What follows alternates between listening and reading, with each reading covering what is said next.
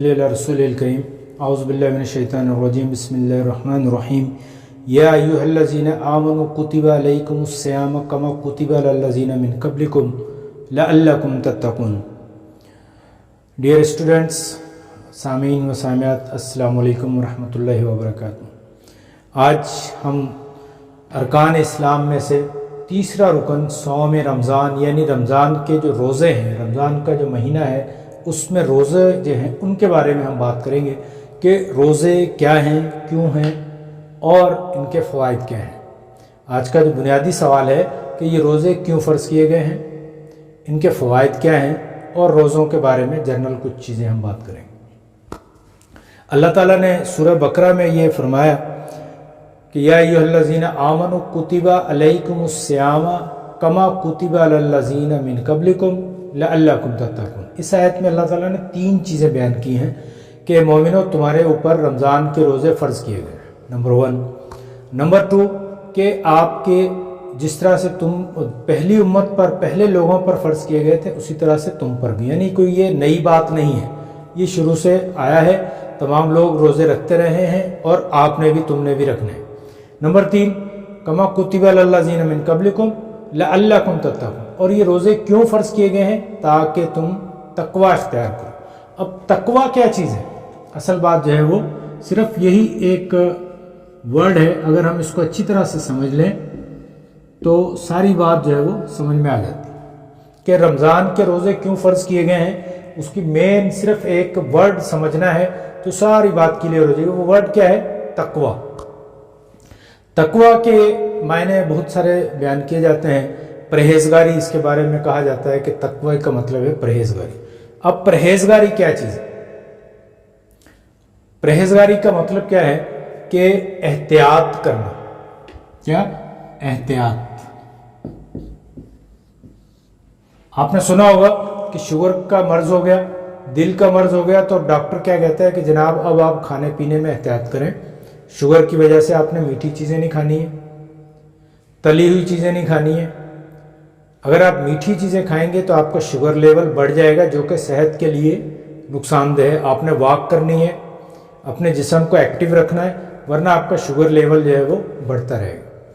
اب اس کے لیے کیا ہے؟ احتیاط کریں کہ آپ نے یہ چیزیں جو ہے وہ نہیں کھانی ہے، یعنی ڈاکٹر ایک لسٹ دے دیتا ہے ڈوز کی اینڈ ڈونٹس کی۔ اب ان دونوں میں فرق کرنا ہے، صرف ڈوز کو کرنا ہے، ڈونٹ سے پرے رہنا ہے۔ اسی طرح سے رمضان کا مطلب کیا ہے کہ انسان تقوی اختیار کر لے، یعنی احتیاط کرنا شروع کر دے۔ کس چیز کی احتیاط کرنا شروع کریں؟ یعنی کیا کریں ہم؟ رمضان کے جو فائدے ہیں ہم آگے اس پر بات کرتے ہیں، تو اس ساری چیزوں کا مطلب صرف آخر میں یہی تقوی نکلے گا۔ جیسے رمضان کا ایک سب سے بڑا فائدہ کیا ہے روزے رکھنے کا کہ ضبط نفس۔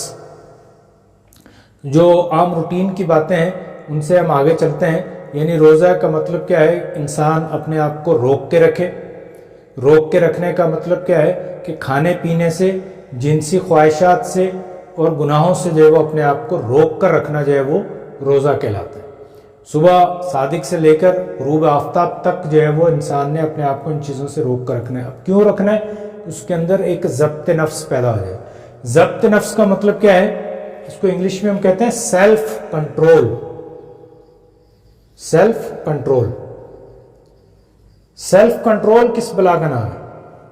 سیلف کنٹرول کا مطلب یہ ہے کہ انسان کو اپنی خواہشات پر کنٹرول حاصل ہو جائے۔ آپ نے دیکھا کبھی گھوڑے کو، گھڑ سوار کو دیکھا ہے؟ پچھلے دنوں مختلف ڈرامے ترکی کے چلتے رہے، اس میں گھڑ سواروں کو ہم نے اکثر دیکھا۔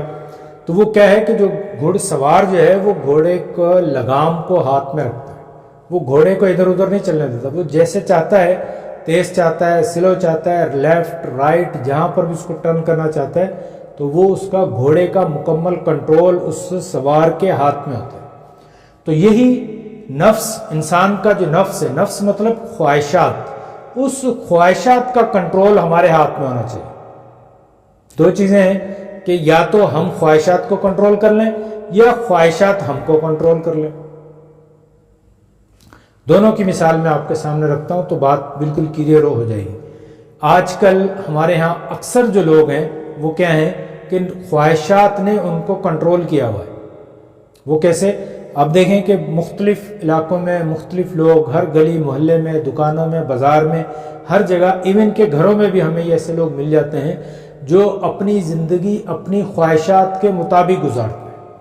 خواہشات کے مطابق ہم اکثر نوجوان کہتے ہیں، سنیں جی میں تو 2 بجے تک سوتا رہتا ہوں، جب دل کرتا ہے میں کھانا کھاتا ہوں۔ اچھا جی، جب دل کرتا ہے باہر جاتا ہوں، نہیں تو گھر پہ پڑا رہتا ہوں۔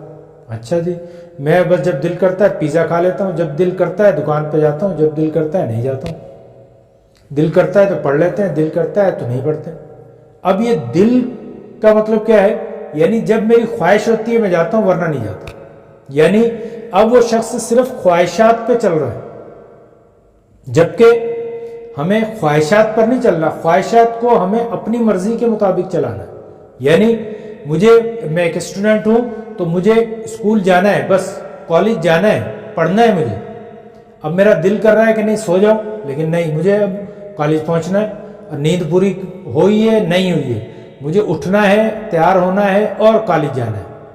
بھوک لگ رہی ہے بھلے لگے، لیکن مجھے کالج پہنچنا ہے۔ اب دکان پہ بیٹھنا مجھے اچھا نہیں لگ رہا، لیکن دکان پر بیٹھنا ہے مجھے۔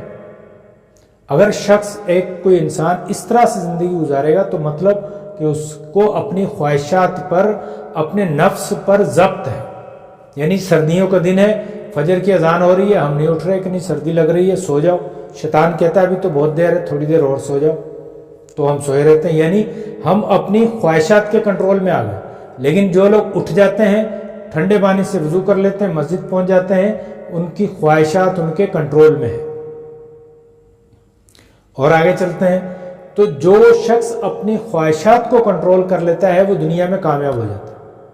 اس کے لیے ایک اور جو ہے وہ آپ نے موٹیویٹر اسپیکرز جو سنے ہوں گے، یہ ایک ہوتا ہے کمفرٹ زون۔ کمفرٹ زون مطلب یعنی انسان اپنی سہولتوں کو چھوڑے، اپنی آسائشوں کو چھوڑ کر جب باہر نکلتا ہے تب اس کو کامیابی ملتی ہے۔ کمفرٹ زون کو چھوڑیں گے، ہم کسی کام کے لیے محنت کریں گے، جستجو کریں گے تو کامیابی ملے گی۔ اگر ہم کمفرٹ زون یعنی بیڈ پر لیٹے رہے، سوئے رہے، سارا دن موبائل پہ اسکرولنگ کرتے رہے، نیٹ چلا رہے ہیں اور بس ڈرامے دیکھ رہے ہیں، فلمیں دیکھ رہے ہیں، گانے دیکھ رہے ہیں اور کچھ بھی نہیں، تو نتیجہ کیا نکلتا ہے؟ پھر ہم کہتے ہیں ابا جی ہم فیل ہو گئے۔ فیل کیوں ہو گئے؟ بس جی وہ سفارش چل گئی، پیسے چل گئے، ہم فیل ہو گئے۔ لیکن حقیقت یہ نہیں ہوتی، حقیقت یہ تھی کہ ہم نے اپنے نفس کو کنٹرول نہیں کیا، ہم اپنی خواہشات کے پیچھے چلے، ہم نے پروٹوکول کو پوری طرح سے فالو ہی نہیں کیا، ہم کمفرٹ زون سے نکلے ہی نہیں۔ ہمیں روزانہ 4 گھنٹے اسٹڈی کرنی تھی، ہم 4 گھنٹے تو موبائل پہ لگے رہے، 4 گھنٹے تو ہم دوستوں کے ساتھ جو ہے وہ تھلے پہ بیٹھے کچہری کر رہے تھے، کزنز آگے ساری رات بیٹھے گپ شپ کر رہے ہیں، صبح پیپر ہے لیکن ہمیں اس کی پرواہ ہی نہیں ہے، کالج میں ٹیسٹ ملا ہوا ہے، ہم اگلے دن کالج ہی نہیں گئے۔ کیوں؟ کہ ہم کمفرٹ زون میں تو رہ رہے ہیں، ہم تکلیف برداشت کرنے کے عادی نہیں ہیں، ہم تکلیف برداشت کرنا ہی نہیں چاہتے۔ اس وجہ سے پھر کیا ہوتا ہے کہ ہم اپنی خواہشات کے جب کنٹرول میں رہتے ہیں تو پھر نتیجہ کیا نکلتا ہے کہ ہم فیل ہو جاتے ہیں۔ تو رمضان کے روزے کس لیے ہیں؟ وہ اسی لیے ہے کہ اب سارا دن بھوک لگ رہی ہے، 15 گھنٹے کا روزہ، صبح اٹھ کے ہم نے سحری کی تھی، کھانا کھایا تھا، شام کے 4 بج رہے ہیں، 5 بج رہے ہیں، سخت بھوک لگ رہی ہے، کچن کے اندر کوئی نہیں ہے، ہم اکیلے کھڑے ہیں، فریج سے پانی پڑا ہوا، بالکل شربت پڑے ہوئے، فروٹ پڑا ہوا ہے، لیکن اٹھا کے نہیں کھا رہے۔ بھئی کیوں نہیں کھا رہے؟ کھا لیں، کون دیکھ رہا ہے؟ لیکن نہیں کھا رہے۔ کیوں نہیں کھا رہے؟ کہ ہم اپنے نفس کو، اپنی خواہشات کو کنٹرول کر رہے ہیں۔ تو یہ جو ضبط نفس رمضان میں، روزوں میں جو سکھایا جاتا ہے کہ ہم اپنی خواہشات کو کنٹرول کر رہے ہیں، وہ اس لیے سکھایا جاتا ہے کہ اس مہینے میں 30 دن کا یہ جو ٹریننگ پیریڈ ہے اس میں آپ اپنے خواہشات کو کنٹرول کرنا سیکھیں، اور پھر اگلے جو 330 دن جو آئیں گے، جو باقی کا پورا سال جو ہوگا، اس میں آپ نے اس کو عملی طور پر عملی جامہ پہنانا ہے۔ یہ 30 دن کا آپ کو ٹریننگ پیریڈ ہے، اور باقی پورا سال آپ نے یہ جو ٹریننگ حاصل کی اس کے اوپر عمل کرنا ہے۔ یہ ہے روزوں کا مقصد، اس کو کہتے ہیں تقویٰ۔ ان چیزوں کو آپ نے احتیاط کے ساتھ زندگی میں استعمال میں لانا ہے۔ دس از کالڈ سیلف کنٹرول۔ جب ہم اپنی خواہشات پہ، اپنے جسم پہ کنٹرول نہیں کر پائیں گے تو پھر ہم کامیاب بھی نہیں ہوتے. آپ نے دیکھا ہوگا آرمی کی ٹریننگ بڑی سخت ٹریننگ ہوتی ہے، اس میں بہت جو ہے وہ محنت مشقت اٹھانی پڑتی ہے. وہ کیوں اتنی محنت کرواتے ہیں؟ جنگیں تو ہوتی نہیں ہیں، کبھی کبھار جنگ ہوتی ہے اتفاقاً. بہت سارے جو سپاہی ہیں وہ آرمی کے جوان ہیں، وہ تو جنگ دیکھے بغیر ہی ریٹائر ہو چکے ہوتے ہیں. وہ بھرتی ہوئے اور ریٹائر بھی ہو گئے، اس دوران کوئی جنگ بھی نہیں ہوئی، لیکن ٹریننگ میں ان کو کبھی کمی نہیں ہوتی، کبھی ان کو آسانی نہیں دی جاتی. کیوں نہیں دی جاتی؟ کہ ان کا جو اپنی خواہشات ہے، اپنے جسم ہے، وہ اپنے نفس پر کنٹرول رہے. ایسے نہیں ہے کہ جنگ لگی ہوئی ہے اور وہ بس اس کو نیند آ رہی ہے، جنگ لگی ہوئی ہے اور وہ بھوک لگ گئی، پانی پینے چلا گیا، کھانا کھانے چلا گیا، یا اس کو آرام کی حاجت محسوس ہوئی اور وہ میدان جنگ کا چھوڑا اور وہ چلا گیا. اگر وہ ایسا فوجی ہوگا تو وہ پھر جنگ کیسے جیتے گا؟ اس لیے رمضان کا بنیادی مقصد کیا ہے؟ ضبط نفس، یعنی تقوی، یعنی احتیاط، یعنی پرہیزگاری. اب پرہیزگاری کن چیزوں سے ہے؟ دیکھیں، گناہوں سے تو ہمیں عام دنوں میں بھی جو ہے وہ بچنا چاہیے. رمضان کا مطلب یہ نہیں ہے کہ گناہوں سے بچیں، گناہوں سے تو ہمیں ویسے ہی بچنا ہے. چوری سے، بے ایمانی سے، دھوکے سے، جھوٹ سے تو ہمیں ویسے ہی بچنا ہے، ویسے ہی نہیں کام کرنا ہمیں. کبھی بھی جو ہے وہ ایسا نہیں ہے کہ 11 مہینے آپ جو ہے وہ جھوٹ بولتے ہیں، رمضان میں آ کے جھوٹ نہیں بول رہے. جھوٹ تو ویسے ہی نہیں بول رہے ہیں. جھوٹ بولنے والا منافق ہوتا ہے، منافق ہمیشہ جھوٹ بولتا ہے. دھوکہ نہیں دینا ہے، مسلمان کبھی دھوکہ نہیں دے گا. ٹھیک ہے، بے ایمانی نہیں کرنی ہے، ناجائز منافع خوری نہیں کرنی ہے، ملاوٹ کر کے چیزیں نہیں بیچنی ہے، چوری نہیں کرنی ہے، بجلی کی چوری نہیں کرنی ہے، رانگ نہیں جانا ہے، نو پارکنگ لکھا ہوا ہے وہاں گاڑی نہیں کھڑی کرنی. یہ ساری چیزیں تو پورا سال ہمیں نہیں کرنی ہے. تو پھر رمضان میں کیا کرنا ہے؟ رمضان میں صرف ہماری دو، ہر انسان کی بنیادی خواہشات ہوتی ہیں. کون سی؟ ان دو بنیادی خواہشات کو کنٹرول کرنا ہے بس. انسان کی جنسی خواہش اور کھانے پینے کی خواہش. یہی دو خواہشات ہیں جو کہ اس دنیا میں تمام ترقی کا جو ہے وہ پیچھے یہی دو چیزیں ہیں، تمام فسادات کے پیچھے بھی یہی دو چیزیں ہیں. ہر قسم کی لالچ، بے ایمانی، فراڈ یا ایمانداری، سب کے پیچھے یہ دو چیزیں ہیں، یہ دو خواہشات ہیں. اور انہی دونوں کو کنٹرول کرنے کے لیے یہ رمضان کے مہینہ یا روزے جو ہے وہ دیے گئے. یعنی صبح سے لے کے رات تک 15 گھنٹے تک آپ نے ان دونوں چیزوں کو کنٹرول کر کے رکھنا ہے. کوئی فحاشی کا کام نہیں کرنا ہے. کیوں نہیں کرنا ہے؟ کہ آپ کو جنسی خواہشات کی طرف نہیں جانا ہے. تو جو بھی راستہ اس خواہشات کی طرف لے کے جاتا ہے وہ سارے راستے جو ہے وہ بند کر دینے. کیوں بند کر دینے ہیں؟ کہ آگے بھی آپ کی یہ خواہشات کنٹرول میں رہے، کھانے پینے کی خواہش بھی کنٹرول میں رہے اور جنسی خواہش بھی کنٹرول میں رہے. اس پر میں نے بڑی ڈیٹیل میں بات کی ہے، وہ ویڈیو لیکچر ہے میرا، اس کا لنک میں یہاں شیئر کر دوں، اس کو ضرور سنیے گا. اس میں ڈیٹیل میں روزوں کا جو مقصد ہے اس پہ بات کی گئی ہے. آگے چلتے ہیں روزوں کے ثواب کے بارے میں. اللہ تعالیٰ فرماتے ہیں کہ روزہ ایک ایسی عبادت ہے جس کا صرف میرے اور بندے کے درمیان میں جو ہے وہ مجھے پتہ ہے کہ اس کا یہ روزہ ہے. یعنی ہم عام انسان جو ہے وہ کسی دوسرے کی شکل سے، چہرے سے، چال سے، ڈھال سے یہ اندازہ نہیں لگا سکتا کہ اس کا روزہ ہے یا نہیں. بعض اوقات ایسا ہوتا بھی ہے، ہم سمجھ رہے ہوتے ہیں کہ روزے دار ہے لیکن وہ روزے دار نہیں ہوتا. یا اکیلے میں اگر ہم پانی پی لیں تو کسی کو کیا پتہ چلے. تو یہ اس لیے یہ انتہائی خلوت کا معاملہ ہے. یہ اللہ تعالیٰ سے ڈائریکٹ انسان کا تعلق ہوتا ہے. ڈائریکٹ اللہ کو پتہ ہے کہ یہ اس نے میرے لیے روزہ رکھا ہے یا یہ روزے سے ہے. تو پھر اللہ کہتا ہے کہ اس کا اجر بھی میں ہی اس کو دوں گا. یعنی اس کا کوئی ایسا اجر نہیں ہے کہ جو میں بتا دوں اور اس کو اتنا اجر ملے گا، ایسا نہیں ہے. تو میں اس کو قیامت والے دن اس کے روزے کا پورا اجر دوں گا. قیامت والے دن جنت کا ایک دروازہ ہوگا، باب السیام، وہاں سے روزے دار جو ہیں وہ سارے وہاں سے جنت میں جائیں گے. تو یہ ایک اتنی بڑی اہم عبادت ہے کہ اس کا اجر اللہ تعالیٰ نے ڈائریکٹ اپنے پاس رکھا ہے. فوائد کے حوالے سے بات کریں تو ایک تو ضبط نفس کے حوالے سے ہم نے بات کر لی، اور بھی اس کے جو ہے وہ کچھ فوائد ہیں کہ سارا مہینہ جو ہے وہ ہم بھوک و پیاس کو جب برداشت کرتے ہیں تو ہمیں دوسروں کی بھوک و پیاس کا احساس ہوتا ہے. ہمیں یہ اندازہ ہو جاتا ہے کہ لوگ کس طرح سے بھوک پیاس برداشت کرتے ہوں گے. جو غریب غربا لوگ ہیں جن کے پاس کھانے کے لیے کچھ نہیں ہے تو ان کو کتنی تکلیف ہوتی ہوگی. جب ہم روزہ رکھتے ہیں تو یہ ہمیں احساس پیدا ہو جاتا ہے. روزے کے ساتھ ہمیں جو ہے وہ قناعت اور انکساری ہمارے اندر پیدا ہو جاتی ہے. پرہیزگاری قناعت پیدا ہو جاتی ہے کہ ہمیں روزے میں بہت ساری کھانے کی چیزیں، آپ نے دیکھا ہوگا کہ جو کھانے کی جو گروسری کے آئٹم ہے وہ رمضان میں کم خرچ ہوتے ہیں.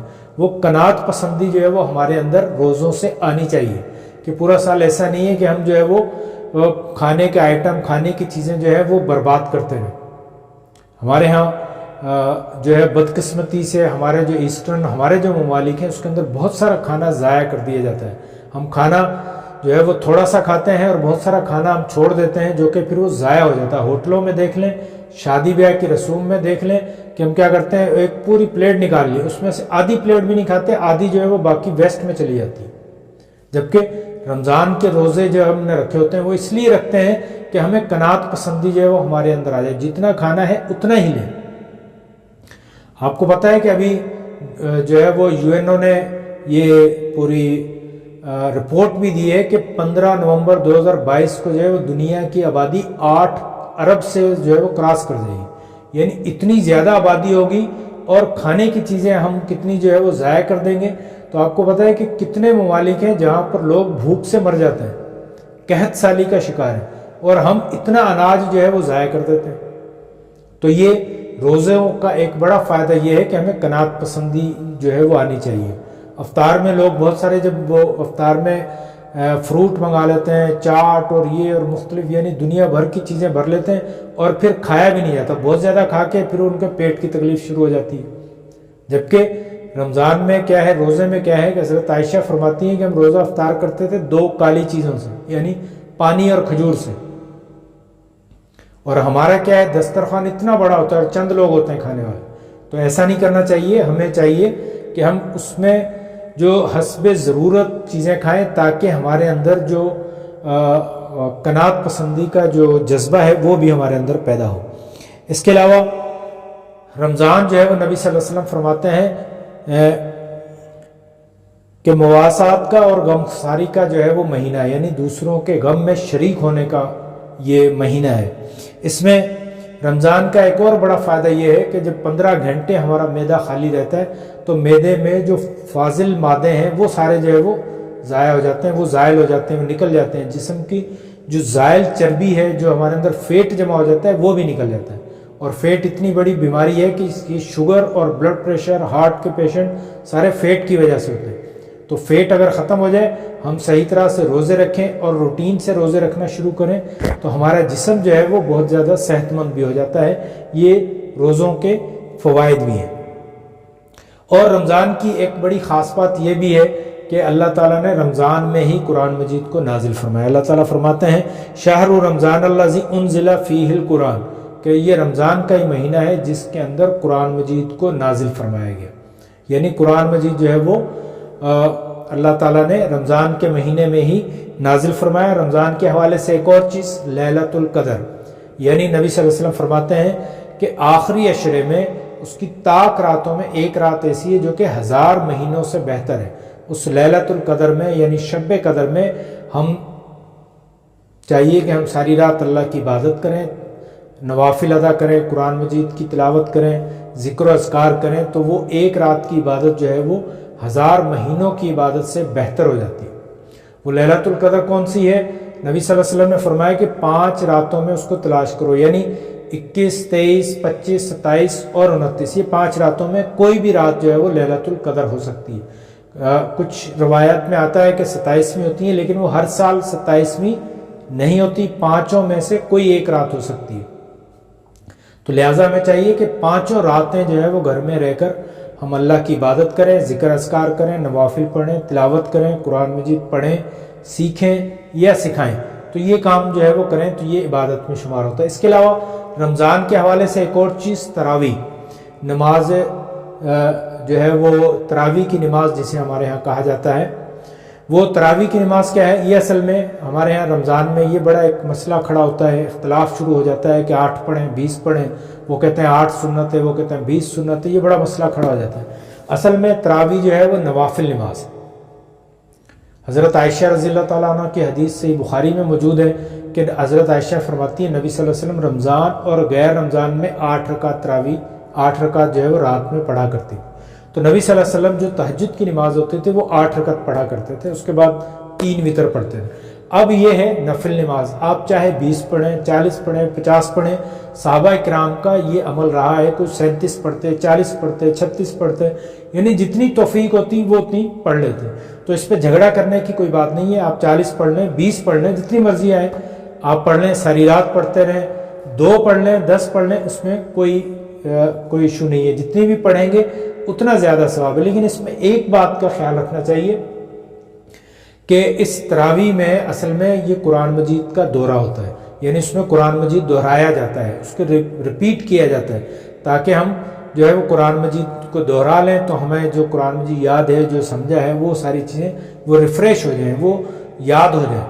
تو اس لیے آپ کو تراویح کا اہتمام ہر مسجد میں کیا جاتا ہے تاکہ قرآن مجید کو سنا جائے۔ لیکن اس میں ہمیں یہ احتیاط کرنی چاہیے کہ قاری حضرات جو نماز تراویح پڑھا رہے ہوتے ہیں ان کو یہ تلقین کریں، ان کو یہ کہیں کہ آہستہ پڑھیں، آرام سے پڑھیں، چاہے کم پڑھ لیں یا زیادہ پڑھ لیں، لیکن قرآن اس طرح سے پڑھیں کہ پیچھے سننے والے جو ہیں ان کو قرآن سننے میں آئے، سمجھ میں آئے، ان کو جو ہے وہ ریپیٹ ہو جائے۔ لیکن وہ اس رفتار کے ساتھ پڑھنا، اتنی 120 کی سپیڈ سے چلنا، یہ غلط بات ہے۔ اور اکثر ابھی یہ رجحان دیکھنے میں آیا کہ وہ محفل شبینہ ہوتی ہے، 10 دن میں قرآن ختم کر دیا، 3 دن میں کر دیا، کہیں 5 دن میں کر دیا، 6 دن میں کر دیا، کہیں آج کل جو ہے وہ طاق راتوں میں پورا قرآن ختم کرتے ہیں۔ تو یہ نہیں ہونا چاہیے، پورے مہینے نماز پڑھنی چاہیے۔ آپ تھوڑی پڑھ لیں، آرام سے پڑھ لیں، رات کے آخری پہر میں پڑھیں تو زیادہ بہتر ہے۔ لیکن جلدی کے چکر میں، کاروبار کے چکر میں 3 دن میں قرآن ختم کیا اور جواب ختم، تو ایسا نہیں ہونا چاہیے۔ یہ کوئی وہ رسم نہیں ہے کہ آپ جلدی جلدی ادا کریں اور جان چھوٹ جائے، نہیں، یہ ایک سنت ہے، نفل نماز ہے، اس کو آرام کے ساتھ پڑھیں۔ آپ 2 رکعت پڑھ لیں، 20 نہیں پڑھیں، 50 نہیں پڑھیں، 10 نہیں پڑھیں، 8 نہیں پڑھیں، 2 پڑھ لیں، لیکن سکون کے ساتھ پڑھ لیں، نیت کے ساتھ پڑھیں، خشوع خضوع کے ساتھ پڑھیں، تو انشاءاللہ تعالیٰ وہ جو تیز 120 کی سپیڈ میں 40 یا 20 پڑھی جاتی ہے اس سے زیادہ اجر ملے گا انشاءاللہ تعالیٰ۔ تو اس طرح سے ایک اور ہماری کتاب میں جو آخری ٹاپک رمضان کے حوالے سے رمضان اور پاکستان، تو ہمارا یہ وطن عزیز پاکستان، اسلامی جمہوریہ پاکستان 27 رمضان المبارک کو جو ہے وہ اس دن 14 اگست تھی، اور اس دن پاکستان جو ہے وہ اس کے آزادی کا اعلان ہوتا ہے۔ تو اس لیے رمضان کے مہینہ کی ایک خاص بات پاکستان کے حوالے سے یہ بھی ہے کہ ہمارا ملک اس دن آزاد ہوا تھا۔ تو ہمیں اللہ کا شکر ادا کرنا چاہیے، اور اللہ تعالیٰ اور پاکستان کی بھی ہمیں حفاظت کرنی چاہیے، پاکستان کا بھی ہمیں خیال رکھنا چاہیے۔ رمضان کے مہینے میں جو ضبط نفس کی جو بات ہے، اس ضبط نفس یعنی ہم راہ چلتے ہوئے پاکستان کے قانون کا بھی جو ہے وہ احترام کریں، کیوں کہ پاکستان ایک اسلامی جمہوریہ پاکستان ہے، پاکستان کی بقا ہے، پاکستان ہے تو ہماری بقا ہے، پاکستان ہماری پہچان ہے، یہ اللہ کی طرف سے ایک خاص انعام ہے۔ تو ہمیں پاکستان کا، یہ پاکستان کی جتنی چیزیں یعنی روڈ، رستے، پارک، یہ سب چیزیں ہماری اپنی ہیں، ان کی ہمیں اونرشپ لینی چاہیے، ہمیں ان کا خیال رکھنا چاہیے۔ ایسی روڈ پر چلتے ہوئے کچرا پھینک دیتے ہیں، کچرا کنڈی کے بجائے باہر کچرا پھینکتے ہیں، روڈ ٹوٹ جاتے ہیں، نالیاں ٹوٹ جاتی ہیں، پارکوں میں کچرا پڑا ہوا ہے، نہروں میں کچرا پڑا ہوا ہے، تو ایسا نہ کریں۔ خدا را خود بھی صاف ستھرا رہیں اور پاکستان کو بھی صاف ستھرا رہیں، پاکستان کی چیزوں کا بھی خیال رکھیں۔ اس کے ساتھ ہی مجھے اجازت دیں، نیکسٹ لیکچر میں ہم انشاءاللہ جو نمبر 4 پہ زکوٰۃ اور باقی جو ارکان ہیں ان پر ہم بات کریں گے۔ وآخر دعوانا الحمدللہ رب العالمین واللہ اعلم بالصواب۔ السلام علیکم ورحمۃ اللہ وبرکاتہ۔